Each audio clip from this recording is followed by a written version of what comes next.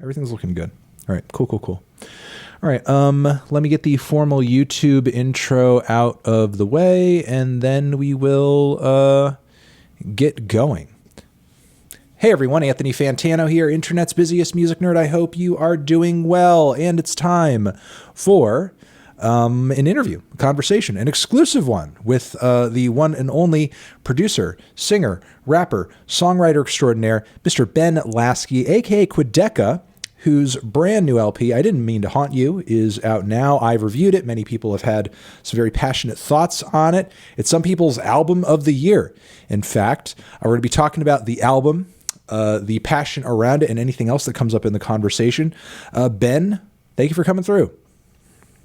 Thank you so much for having me. Yeah, I appreciate. I'm going to give you a lot of appreciation in this interview. But I appreciate all of your words of of support for the album and the video that you posted yesterday called "Quadeca is Valid." Yeah, it was a pleasant little surprise to come across, and I don't know, it does mean a lot. I'm not going to try to patronize you, but it's very cool that you see the vision, speaking to the points made in that video, what do you think about the fact that you were continuing your music career under kind of like a very different kind of mood and aesthetic and style with your teenage YouTube handle? Do you feel any type of way about that personally? No, I don't feel any I was a little surprised. There's a few people who have said that, oh, I can't, disconnect my association between this and this. But I don't feel like there is that drastic of a difference throughout my career as people have made it out to be. Really? Throughout the whole thing, right? Okay. If you go from 14 to now, it's right. What the fuck, obviously. Right. But everything has been very incremental. Right. One of your best points in that video was, you're like, hey, Sisyphus was good. There's some good stuff on that. That album shows a lot of potential for a path that he could choose and go into. And I do feel like I have been setting those seeds up throughout everything, even when I was 14 and making FIFA videos. And I was still writing songs. And even before FIFA, we kind of talked about this a little bit on the previous interview, but I was like a piano balladeer, the song Fantasy World on the new album is actually just like a song that I used to make when I was a little kid, So for me personally, I just kind of feel like it's sort of a full realization of a lot of hints of potential that I've shown. And obviously there's a lot of growth and I knew it was going to be an abrasive release for a lot of people, and that's what was exciting about it. But yeah, I don't feel like, oh, I'm a new person and da da da da da. It's just a constantly evolving thing, and I think it's kind of an endearing thing for people to literally be able to go back and see every week there's a new video and whatever. I get my braces off, then I get a new microphone. You can kind of track it, and that's something I'm proud of. So, yeah. Is there, I'm kind of reminded in a way of a different musical project. Are you familiar with singer-songwriter Phil Elverum? Of course. That's the GOAT. And the GOAT. Obviously he at one point used to be known as the Microphones, but then changed the name of the project to Mount Erie because he used to literally sing about recording equipment and microphones, and it used to be like a weird little nerdy recording project. Do you ever see your music? Obviously, this is sort of like your stage name. This is the thing that you've kind of given yourself to be known to as the world. But do you ever see a point where the music has kind of shifted and evolved in such a way where the name doesn't have any kind of meaning to the music that it's actually representing? What does the name Quadeca mean for you at this point? And is there a way in which you could see the music outgrowing it? That's a good question. I think that I've kind of dipped my toes in so many different places and have done a lot of experimental shit under this name that I feel comfortable putting any oddball concept album, ambient thing, whatever, under this name. But that is something that I have considered, doing a side project, or even doing some shit that's like instrumental that nobody would ever know is me, but just for the sake of like making cool shit.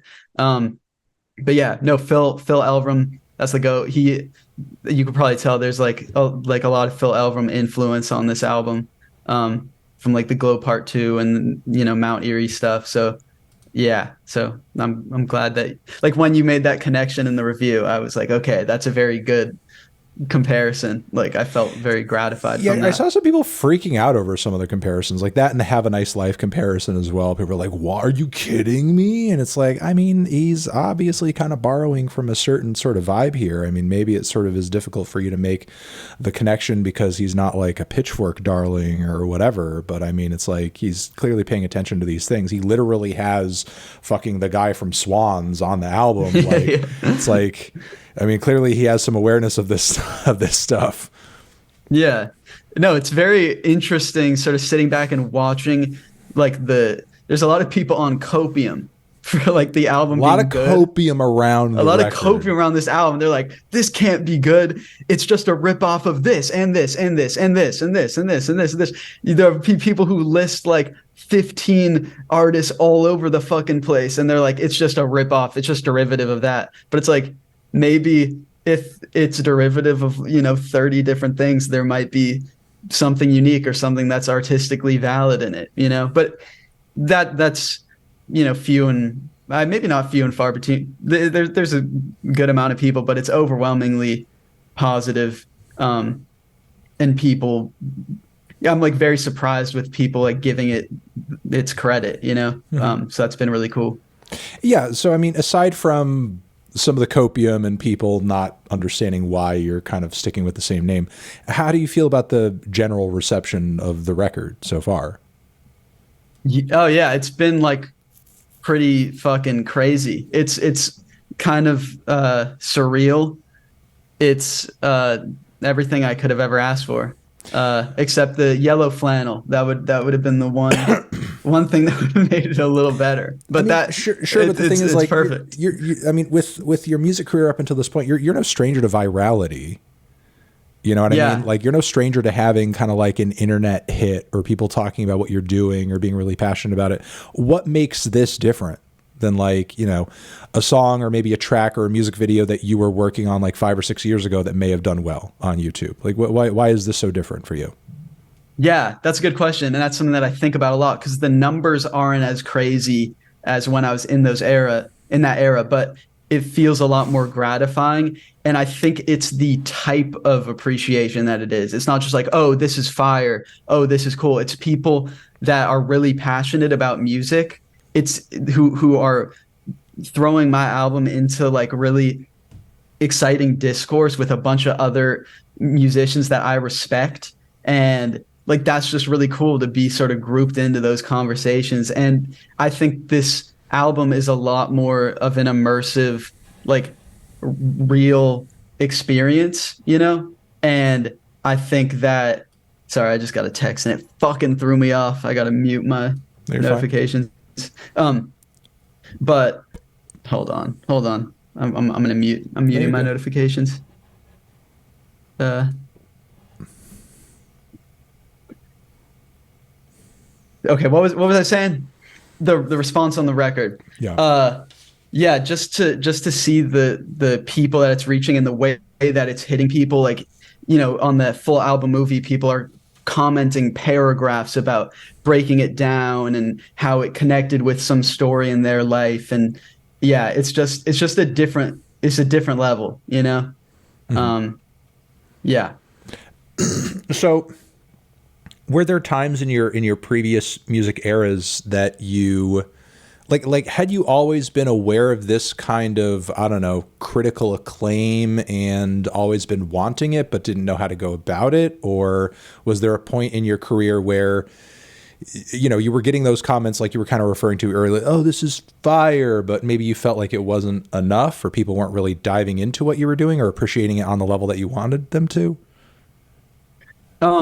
Honestly, for me, it's not really about like convincing everybody that I'm amazing. It's Right. it's a very sort of personal, like this album was me like trying to get away from all of that context as far as possible and just make something that was like deeply personally fulfilling, that I felt like I wasn't sacrificing anything to be liked, you know? Like I was really convinced that I was gonna fucking make this album and alienate everybody, and nobody would, there would be some people it clicks for, but I just really wanted to make something that in my heart I knew, like, even if nobody fucked with it when it came out, 3 years down the line, someone will revisit it and it'll click. Like I just wanted to make a great album outside of the context of, I want, to get a good review, and I want all these people on whatever to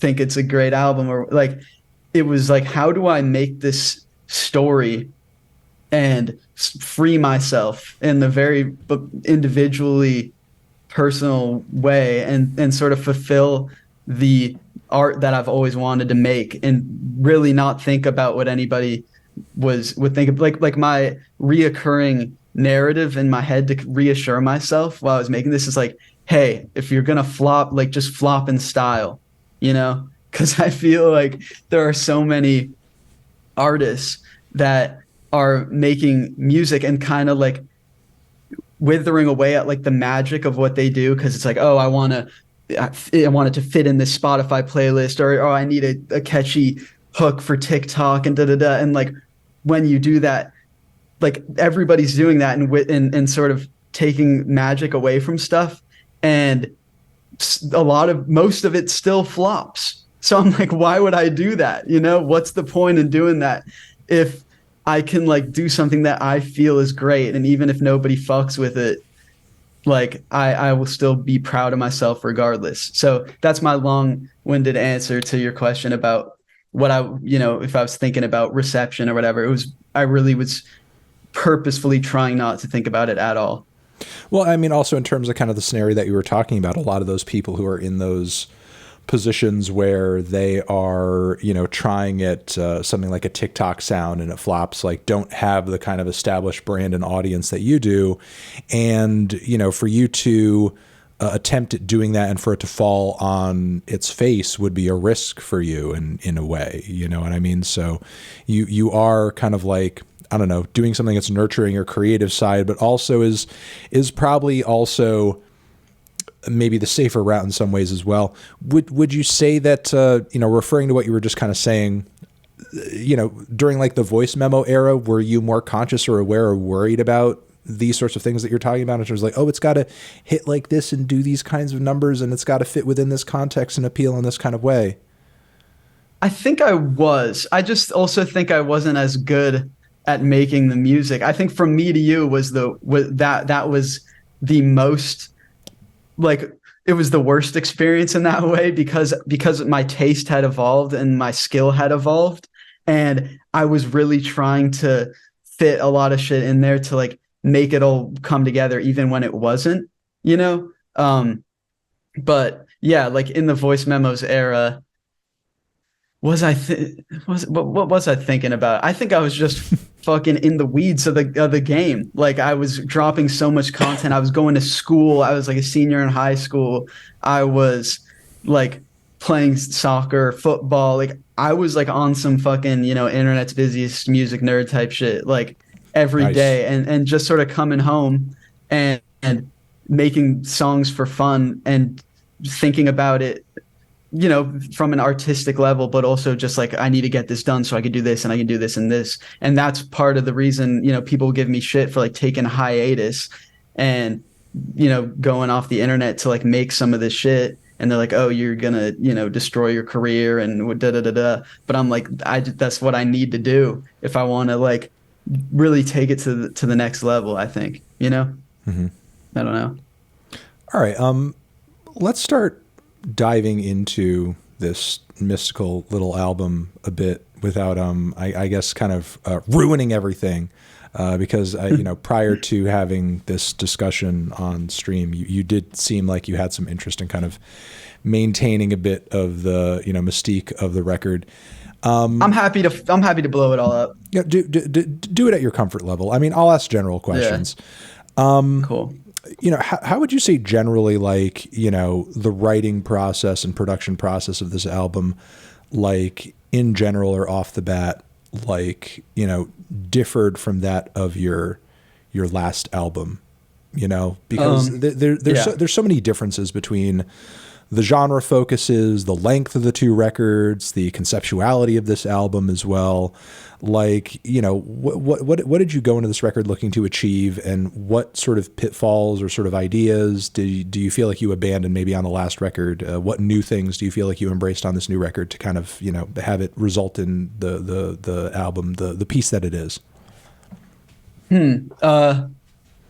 I could do a really long answer. Yeah, give me a long answer. Should I do a long answer? Okay, we have time for a long answer.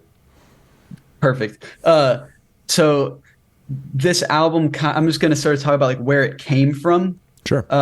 So I was just kind of passive. It was like a perfect storm of things. So I was kind of passively making like these very beautiful, like ambient songs that sounded like ascending into another realm. Like I was kind of making afterlife music, just casually. And then also just that was kind of coupled with like a pretty bad mental health period where I started having this growing like suicidal ideation, which it was kind of in a weird way, or I don't know if it was in a weird way, but this idea of like not existing kind of became almost like a comforting, happy place in my mind, like a sort of like not in a woe is me depressed kind of way, but in like this, like one day I'll get to it kind of thing. It became like this really incessant thought. And the fact that it was so comforting was very uncomfortable, and I just like wrote a lot of poems. Like I wrote a lot of stream of consciousness poems trying to like make sense of that. That's like where fantasy world comes, like that.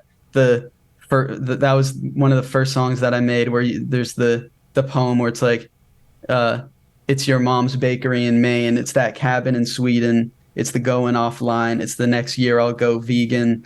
It's not a woe is me. It's a hold the door open. That was like me talking about that thought process, and then basically, and this was all kind of subconscious, but also conscious, that the idea of creating an album where I'm actually like living through the album, like I'm living that fantasy through like creating this world, became like the vehicle that I sort of enabled me to go extra into the concept and like really break it down. Like I was talking to my friend Rosie about I have OCD in making music and just in life in general, and he was like, do you think that your OCD kind of contributed to you wanting to, you don't like to have things out of your control? Like, do you feel like this album was kind of you taking death and like suicide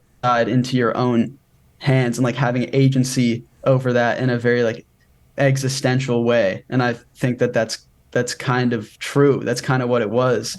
And the album, it's not really, it's like somewhat biographical, like it's somewhat from my perspective, but it's also a character. And I think doing the album like that really enabled me writing wise to just really like go into it with a fully immersive experience. And that's what I also wanted to do with the production. So in my previous albums, it's kind of like we were talking about earlier, sometimes I would be like, this should be the banger song, this should be the melodic one, this one should do this should do this. I want to put something here so people know that I can do this. In this album, I was literally just thinking like, how do I convey this experience in a way that is as immersive as possible?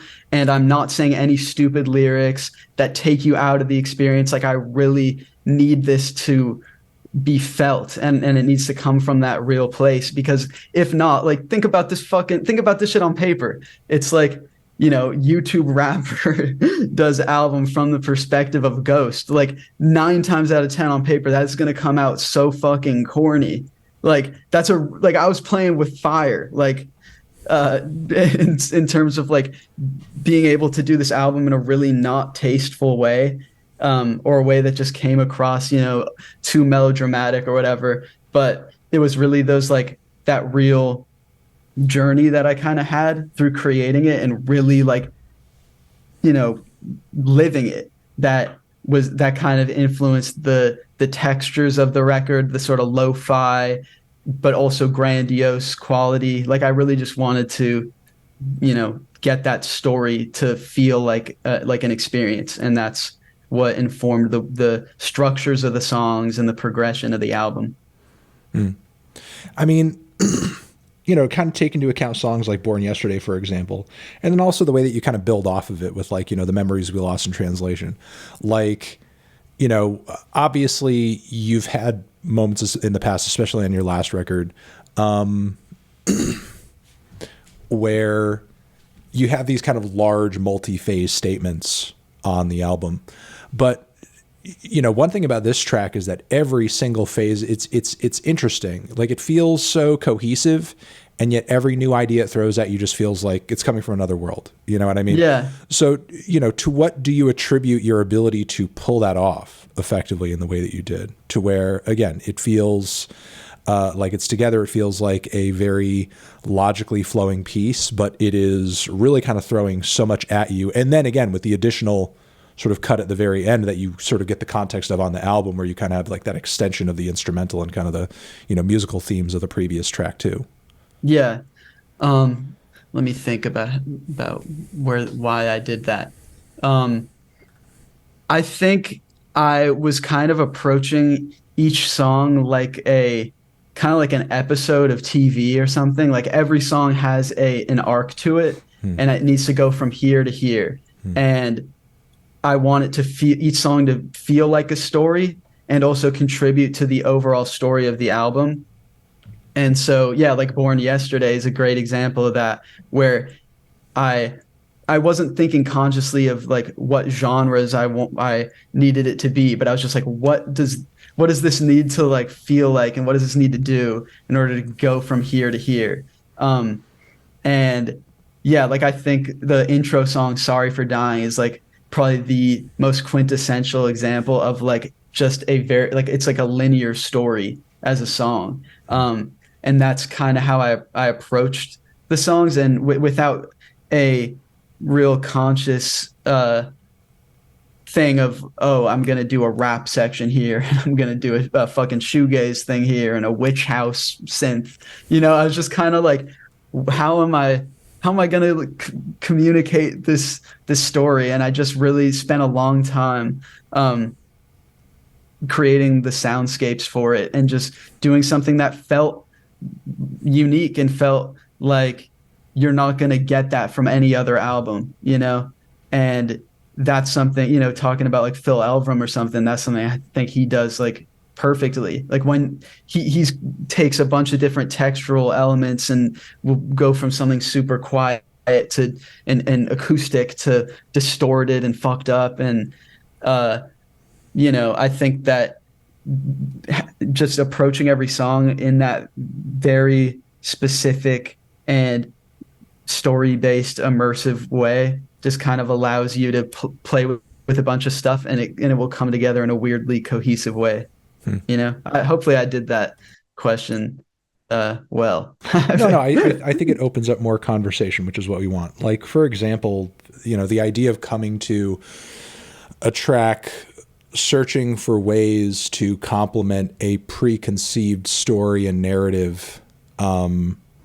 It's an interesting way to go about writing and conceiving of a record. Like, just to kind of get specific in a moment, like what is a song like Knots, for example? What drew you to that kind of sound palette and beat and groove and synthesizer style and vocal style as well? Because there's so many things about that track that are unique to that song on the record that is so wildly different from everything else on the album.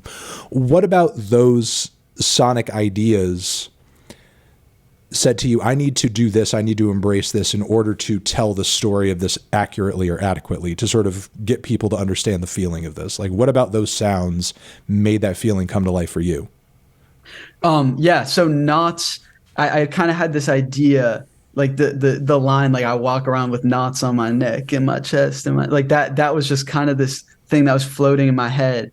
And at this point in the track list, um, like it's a lot about guilt, and it's a lot about sort of overcoming like those internal uh things that you know that choke you up, or you know the character of the album feels overcome with guilt, and the people in the real world that he's trying to interact with are also going through their own knots, and that's kind of like a key turning phase in the album.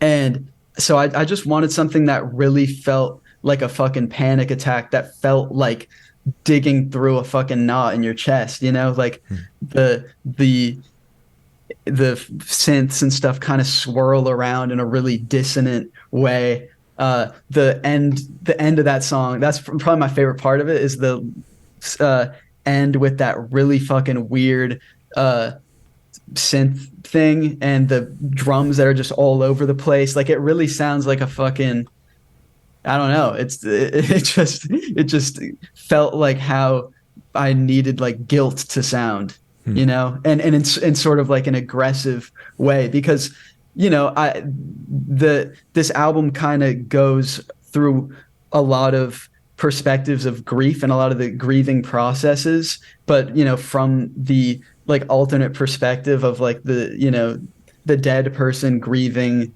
the living, you know, like grieving what he's lost. Like, and so it was kind of important that I have a, a very like powerful song that confronts that head on, to really like hit that part of the grieving cycle in the record, you know? Mm-hmm. I mean, everything you're saying is interesting. I want to, there are some lighter questions that I want to ask you, but given what you were just saying, I feel like I want to jump into, you know, I think this is an interesting question to ask, given, and one that could work given our level of mutual respect for each other and understanding of like what you do and what I do. So least favorite track on the record, last track. Okay. However, simultaneously, I understand like the narrative significance of that song for you. So, you know, and basically like what went into it. Like, you know, tell me from your own perspective, like just as the creator of the track, like, you know, like convey to me so that I sort of have a better grasp of like where that song was coming from for you, what made you, just in the way that you did Knots, sort of embrace kind of the musical ideas that you did. And like, you know, from that to the spoken word passages, like, you know, what in your mind sort of like, you know, caused you to compose the song in the way that you did, and makes it such like a pivotal and kind of a, you know, climactic moment for the album that kind of ties things up, you know, just like lay it down for me so I kind of have a better sense of it. Hell yeah. So, you know, that's the final album. That song is the like final acceptance that this character needs to move on, and it's like a deeply like scary and profound moment, you know, like a, how should I explain this song? I guess like I'll just start with I kind of had this like philosophy come to me. Now this sounds cringe. I'm hold on. Let me think about how I want to do this. I'll talk about the static. Okay. I think that's the best way to start. That is an interesting conceptual idea from the record. I thought was really cool. Hell yeah. Thank you. So yeah, throughout the album, there's a lot of like static elements. There's a lot of dropouts, a lot of grain, and what that contributes to the, you know, textural sort of ghostly lo-fi aesthetic of the songs. But it's also like a very intentionally conceptual choice, to kind of have grain and static representing like the eternal light of beyond, you know, and like you know, like in the movie Poltergeist. I've never seen the movie Poltergeist, but does it do that? There's a lot of sort of like thematics around static, because there's kind of this insinuation that a lot of the ghosts are kind of like coming through the TV and everything, or they're communicating through like a portal in the TV, and there's like a lot of static going on with that. So that interesting unintentional parallel. Yeah. That's cool, but yeah, I think I was sort of viewing I was viewing the static like the eternal light of Beyond, kind of seeping in through the uncomfortable moments, and it comes in, and then the character kind of pulls away from it because he doesn't want to fully embrace himself like in that void. And that God, I'm doing a bad job. No. Okay. No, I can do it. I can do it. So jumping in here, given what you just said about that, I guess my question is like, so what is you on the album at a few different points, you sort of like conversely compare that to Fading to Black. We're doing one as opposed to the other. What is Fading to Black as opposed to the static? Yeah. Okay. I'll do it like this. I had this thought that came to me that was like, in a lot of religions and in a lot of places, like humans strive for like these perfect voids, like the idea of like total enlightenment is to kind of clear your head and just be able to exist in nothing, and that was kind of an interesting idea. Like, what if we kind of exist in vain, like using the sort of metaphor of like the night sky intends to just be this like blank black screen, but its plans are kind of fucked up by the stars, like the stars are like the grain of the universe's projector, that like get in the way, but in doing so like are the beauty, and so the idea of like Fading to Black is the original kind of view of the character, of sort of just, he'll die and he'll just become nothing. But a new take on nothing is the idea of like this perfect void where it's all of those little things, it's all of the stars and the little bits of grain and artifacts that all come together and create like a fully like white, like perfect void, and that's like the light of Beyond that then he gets consumed by, where it's like all the grains until it's like this perfect like wall of sound, and so that's kind of what that was. It was playing with the idea of voids, and using grain, and there's a lot of stuff on the album about projectors and film and, like sort of using all of those elements to kind of represent that. That hopefully that is some level of clarity, but yeah, I won't, did that make it a little better? I don't know. No. It shed some light. Like, to what would you say kind of inspired or drove you to kind of center things on that track? Also, I mean, that's one element of the track. Like, what kind of inspired the central focus on kind of like, the parting monologue of, the character on the record? Like, what are you trying to convey to the audience through that piece to kind of send them off with before they go into that void, along with you, like what do those parting words add up to for you? Yeah. So I think there's a lot that's sort of about that like void thing. It's kind of in the second half of the poem. And then in the first half of the poem, it's this moment of realization for the character that like he's been pretty self-centered, like it's all about I'm going through this and and me and me and me and me. And just it sort of paints like a vignette of like a moment of, the lights turning on and the ghost kind of feeling like, oh shit, like I'm like an intruder here. Like I haven't been really been as considerate you know, and kind of feeling like exposed in that way, and sort of coming to terms with the fact that like by haunting these people that he loves, he's, you know, causing them harm, and that it's in everybody's best interest for him to submit himself into this void, into nothingness, to let them go, you know. And yeah, that's probably the best I can do it right now. I'm in terms of I don't I the best way for me to do it would really just be like this line is this, you're and this fine, line you're is fine, this, you're fine. this. You're fine. But it's interesting. You're fine. You've described it. You've I gotta summed stop it up. prefacing, and I gotta stop being no, so it's good. You're fine. self-deprecating about everything. Stop worrying so much. Thank you. I appreciate it. But that'll be a good starting point for then people to go through the lines and like really break it down. Sure, I think so. Let me ask you about some of the features on the record. You know, not about any one specifically per se, but you know, again, the major ones listed on the record on streaming platforms: Thor Harris, of Shearwater and Swans fame, you know, Sunday Service Choir, who people know from, you know, many a Kanye performance and inclusion, Danny Brown as well.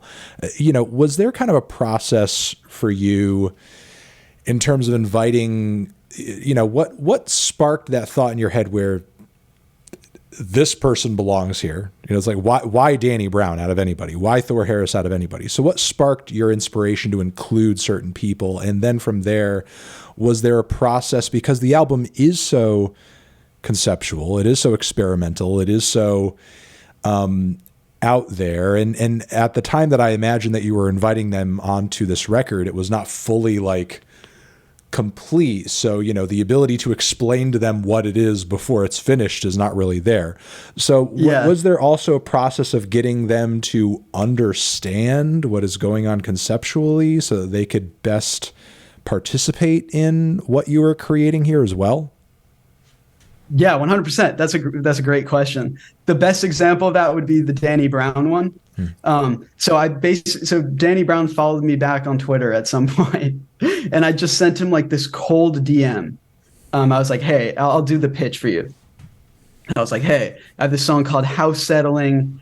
You know, it's on this concept album from the perspective of a ghost. He's like settling into his family's old home, like desperate at this point to make his presence known and for them to see him, and, you know, and all that kind of stuff. But whatever he does to get their attention, they just write it off as house settling, you know, like creaks in the floor, you know, cracks and shit or whatever. Like, it's kind of a little play on words, because it's, you know, he's literally settling into the house, but it's also like this old house that's settling, you know.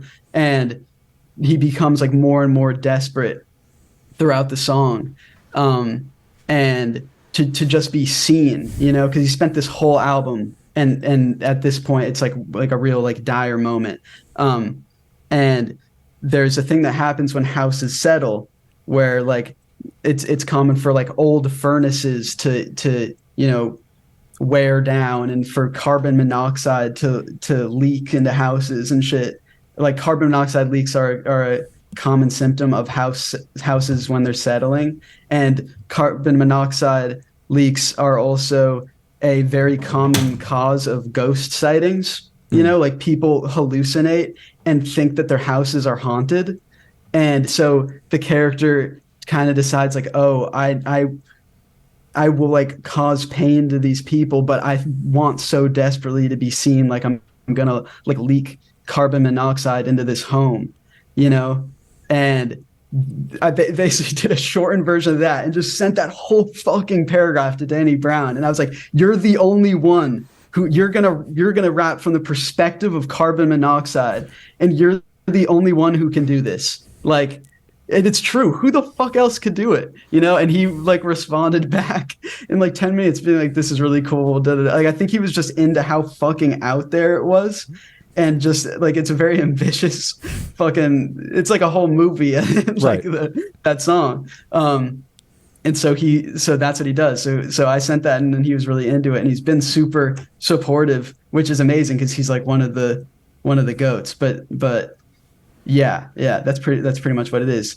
Yeah. Okay. Yeah. And, you know, to sort of like, dig a little bit further into the first question, like what inspired you to pull the Sunday Service Choir? What inspired you to pull Thor Harris in the moments on the end of the record? Yeah. So the Sunday Service one, I had made this outro. Those words don't do you. Like it was just me singing it. And I think it kind of missed the mark. Like I had the song done and it was me singing that part and it was cool. But, if that's the penultimate track, it didn't really like hit the place that I wanted it to. And so I was like, oh, I need to get like a choir to do this. That's the real way to do it justice. It's kind of like evocative of like funerals and moving on and acceptance and, and it's like a religious experience. And so I sort of looked around like, LA choirs here, on like websites and like I didn't really find any good ones. And then I was talking to my friend Mike, who, the studio that I work at belongs to him and, we're like good friends or whatever. And I was like, where do I get a choir?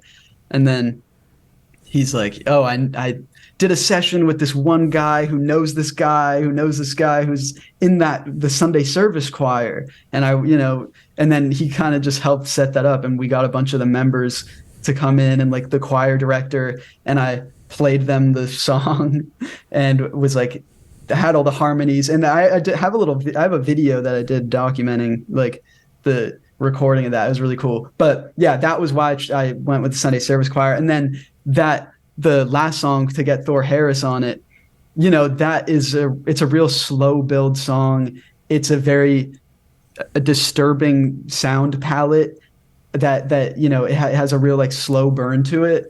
And it was like, oh, if I can get kind of an interesting drum repetition to go along the spoken word piece to really make it a song, I just thought it would be really additive, and I think it was. Okay. Yeah. So that's how that all happened. Oh, interesting. I actually have a crazy. Oh my God! I have to tell you this. I have a lore about this album. Okay. That only you will appreciate. Okay. Tell me. What is it? This is the lore. So I'm talking to Mike, right? He helps me set up the Sunday Service thing.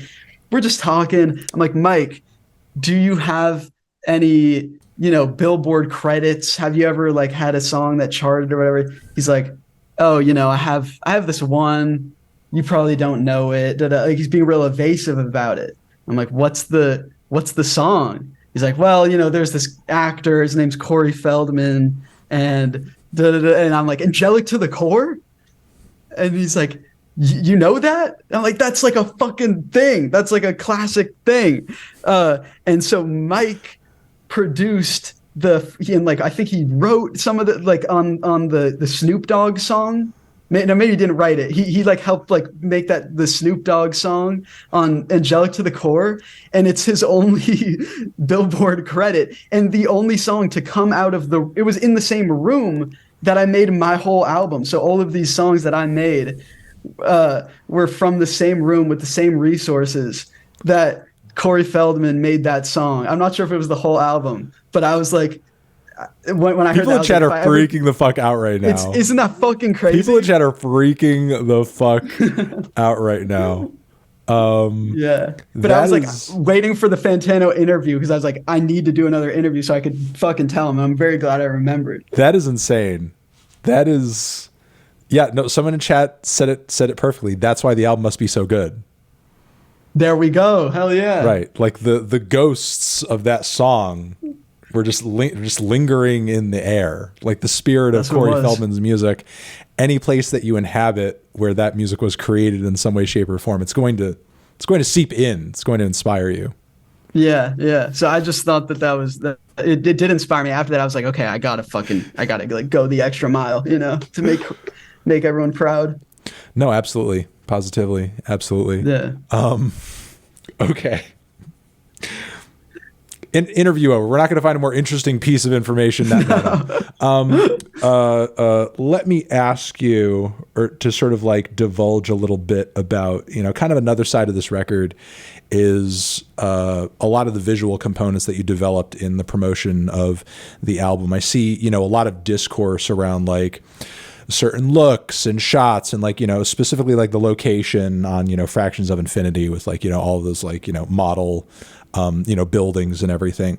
Like, what inspired those location choices, as much as you want to get into that? Like, what inspired some of those location choices? What do they mean for you as far as like the overall narrative of the record and what you're trying to create here? And if for you, does the visual component of the album communicate something different than the album itself? That's a great question. Hell yeah, I'm excited to answer this question. So I kind of view visuals with music like a movie being made from a book. When you're just listening to a song, you kind of create your own world for it. Kind of like when you're reading something, like you imagine all the characters and you can live in that, And so it's kind of dangerous to create a video, like you have to be really delicate about that, because you don't want to make something that then, over replaces the vision that somebody has personally for like the world that song is in, So I was really intentional and very sensitive with how I translated it into a visual language that would add something to it and make you appreciate the songs more than limit it, and that's something that was really hard to do in an album that like takes place in a purgatorial realm, how do I really do that? Right. And not, I can't like spend a bunch of money to like CGI. You don't have the budget to CGI yourself into another dimension. Yeah, no, that would be fucking crazy. And so I kind of was like, okay, I'm going to find these places on Earth that feel like another realm, that have like this really natural beauty to them, but also have like a bit of something that's unsettling. And I just was like super obsessive with going on like Airbnb and Google Maps and clicking on every little street and watching YouTube videos. Like it was kind of a fun thing to do after I would get home from working on music. I would just go around and look on the earth to be like, what is a physical place that sounds like this? And, the Turkish, those are some abandoned castles and like a real estate project that I think the guy was like some crypto guy and then lost all his money and they never finished making it or something. And it just exists there. It's like, how the fuck does this exist? It's that these beautiful, lush mountains, like it's just an incredibly beautiful natural place. And then it has these man-made, really grim, like stone, it's just like, it felt like the feeling that I need the album to have, and that's the same kind of principle applies to a lot of the other locations. And it was all just like completely abandoned, and you could just like waltz in there and just be in there and just nobody's bugging you. Nobody's like on your ass about it. One of them was just fine. We could walk in there. But the other one, the big castles one, it's like guarded by guards. That's who guard things. And crypto guards? The crypto, yeah, the fucking Dogecoin detectives, know. Right. But we had to sneak in, and I actually found this explorer YouTuber who like professionally goes to abandoned places, who like snuck in because that place is shut down. You're not allowed to go. Like the buildings are falling apart. It's a hazard. Like you could see the roofs of the buildings on the ground and shit. And so you can't go, but he went. And so I started DMing him. I was like, how did you go here? And he was so nice. He sent me this, I forgot what his name is. It's like Explomo, I think. Uh-huh. He sent me this map with coordinates of like park here. Then you have to hike up this hill and be really quiet here because there might be a guard here. Like my friend Rosie, who came with me and Thad, who's the cinematographer, he refused to go. He was like, they're going to fucking put me in Turkish jail. Like we're going to be fucked. And Thad and I were like, we have to go. And so we did a whole journey, like sneaking in. If in the backgrounds of the clips, he's filming and he's breathing so heavily because we're like, we might have to fucking bribe somebody or go to, like, it's not a good part of Turkey.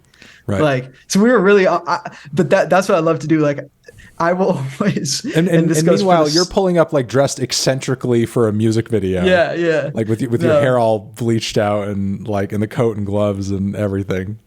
Yeah, exactly. In my like super villain ghost fit or whatever. But that I'll always fucking, for my music or the videos, I will always put the product above my own health or like at all costs, which is probably bad.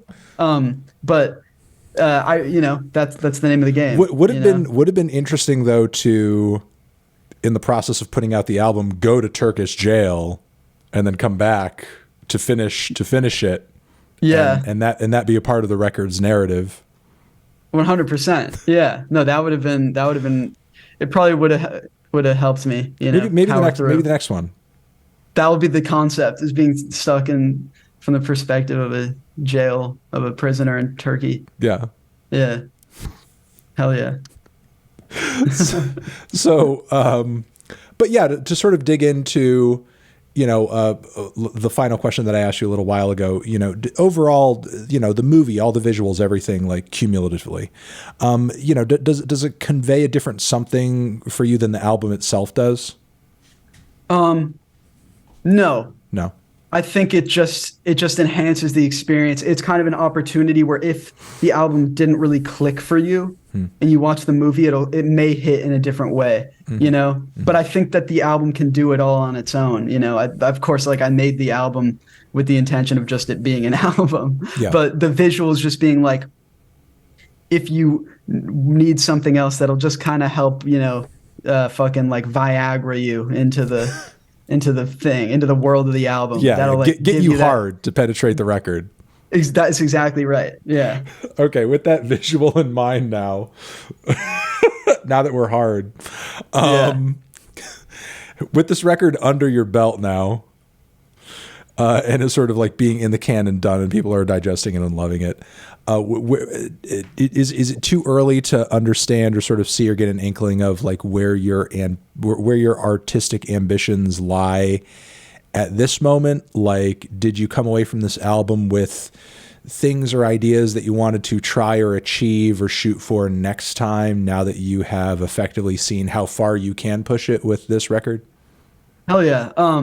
Yeah, I think for the next album, I want to get like a streak going, of like really interesting, whatever. I'm not like, I want to keep making great albums, but I do have things that while I was making it, I was like, oh, I want to try this. Like, when you're making an album like that, where, there's no wasted line and everything is it's a pretty, even though all the songs are fucking, 25 million minutes long, to me, it's like a tight record, but when I was doing that, it's an hour-long record. It's 11 tracks. I mean, it's not bloated. It's not 80 minutes long.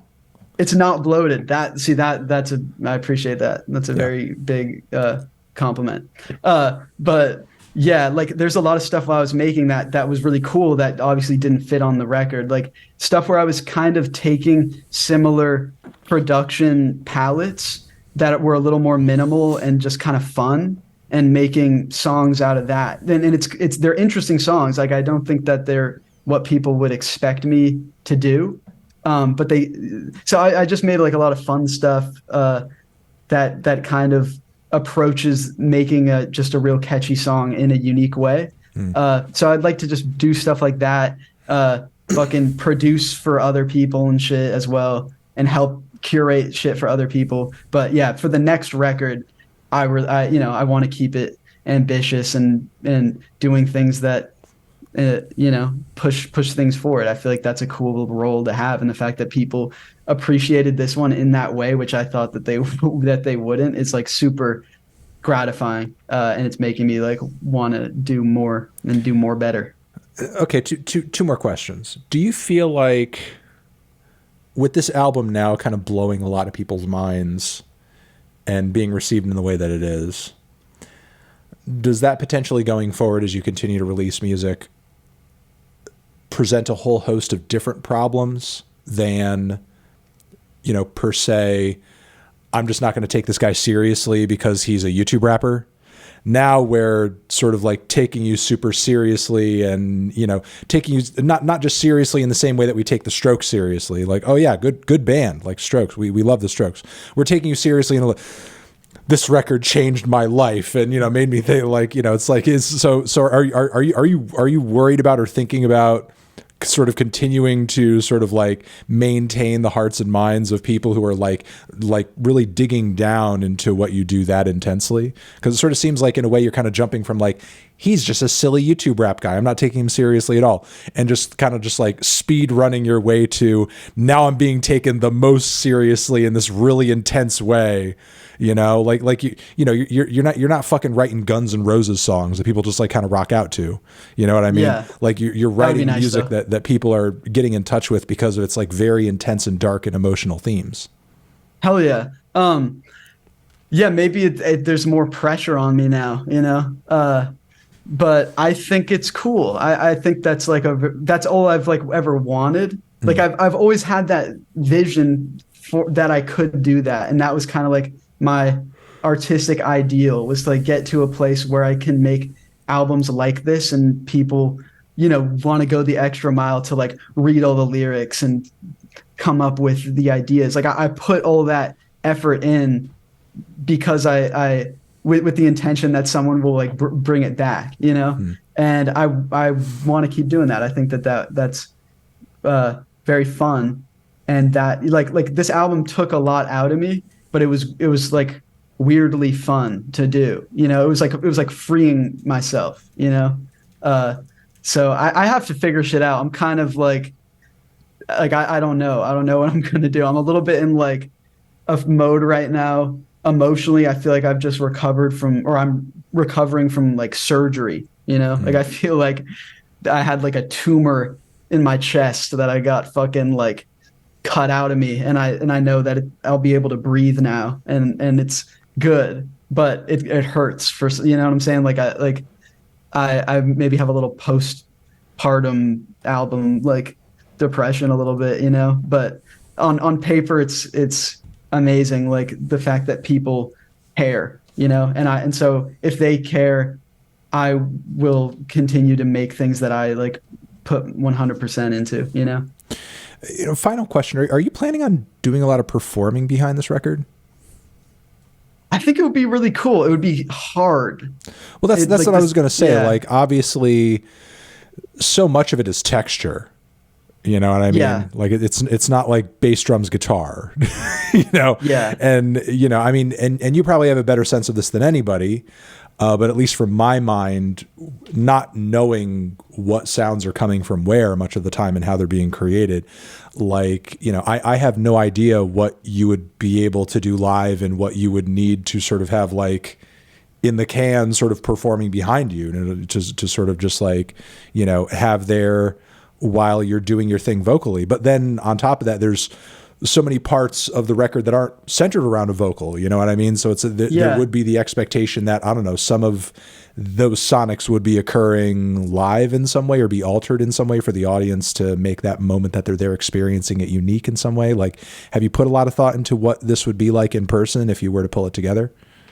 Yeah, I have. So I did a couple performances literally like on the day, the weekend that the album came out. Yeah. And I did, you know, Knots was really fun to do. I was just going fucking crazy. Had a guitarist and a drummer do it. But yeah, I think that in order to do these songs justice, I got to like really come up with an interesting, you know, live band. Like maybe I'll play the piano or sample shit live, or like I really want to make it a kind of experience where people go and like fucking ascend, you know, like a thing where everybody can just be quiet, right, you know, and have a real intimate thing. Like I want to create one of those things where, you know, somebody wants to go to my show on acid and like have the best time of their life or whatever. Not that anyone should do that, but like I want to have that level. I'm very inexperienced as a live performer. Like literally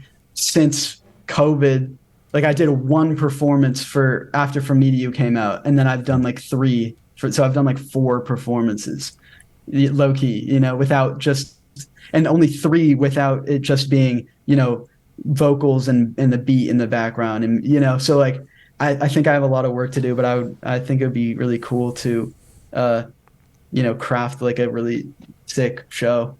Okay. Yeah. Well, we'll be looking forward to it. Is there anything else that you have coming down the pipe around this record that you want us to look forward to, or anything that we need to know about or look out for? I may have some little loose songs that are cool.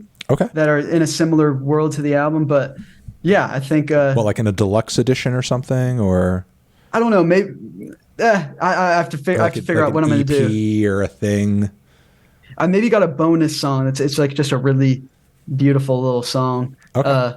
But yeah, and then just a bunch of other shit. But before we go, I want to give you again my biggest thank yous to you, Anthony Fantano, the goat.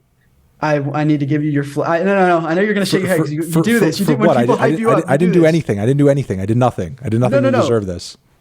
I I think that you have actually played like a really important role in like helping people care about me just like individually, like when you did the fucking, even the Sisyphus reaction, like that like changed a lot of shit. People view you with a lot of like ethos in like music discourse, you know what I'm saying? And when you acknowledge like, hey, maybe there's something to this, it allowed people to see it in a different way, or maybe like let themselves try to listen to it, even though even though that shouldn't be the way it is. People should just like what they like or Right. whatever. Like the fact that you have been, sort of rooting for the evolution in this way, and I feel a lot of times very like scared that I'm taking too much of a risk or whatever. Like I have to thank you because like I think you've played a big role in like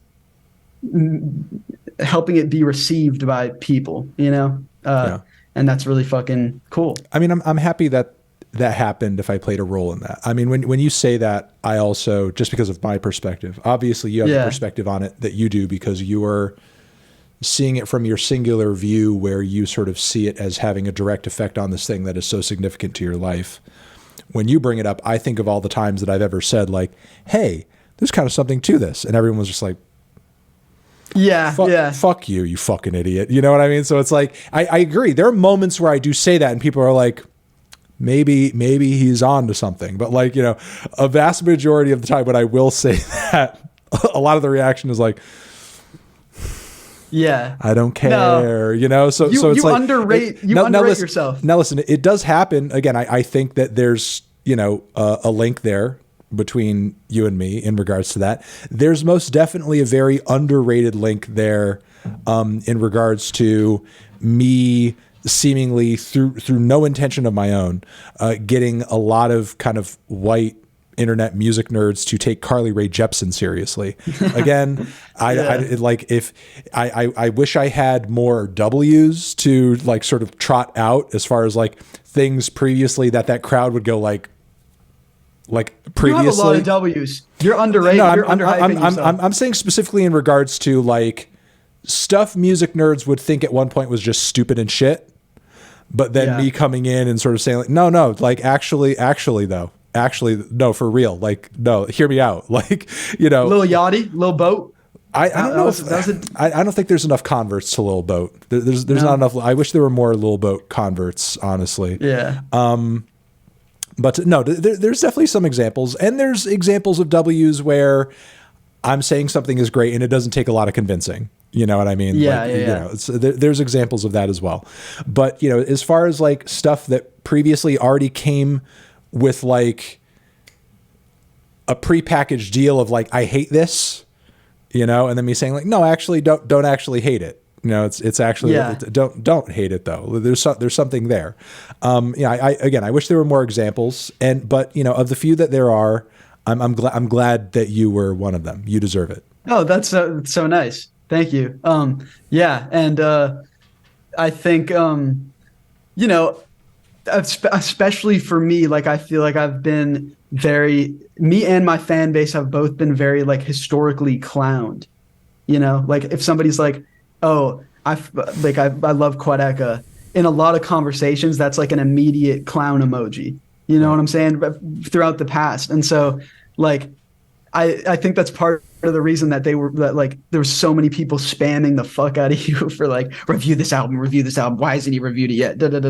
Because like, I think that, just to get, people don't want to feel alone with their opinions, So like sometimes to have like a figure like you that's like a music authority in a sense, despite how many times you're like, oh, it's just my opinion and I'm just a guy and But like to have somebody like you that has that track record to, kind of back them up. It's like, I get it, So no, and I think it's interesting. I get it as well. You know, the kind of going all the way back to the start of the interview with something that you said. Would you say it's been your experience that those kind of you say like, oh, with this record, I'm not like, you know, getting maybe the numbers that I used to and da da da da da, but it's coming from a different place and it has a different goal and so on and so forth. Would you say in the process of making this album, did you inadvertently alienate a lot of like your older fans in the process? Has it been your experience that people have been riding with you for years are fucking with this record as well? Like, what has kind of that transition been like?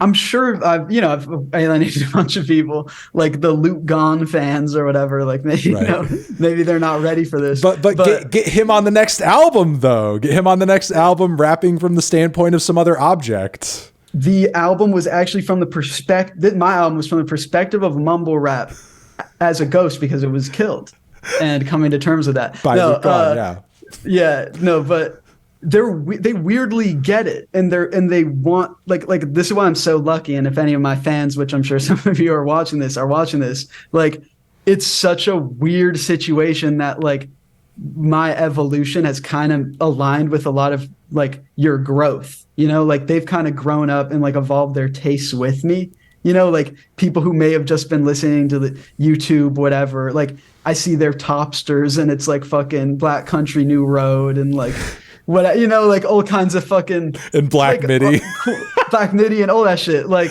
so that's cool that I feel like we're kind of in this thing where by the time I pull them a little more and push them a little more, they're ready for the next one.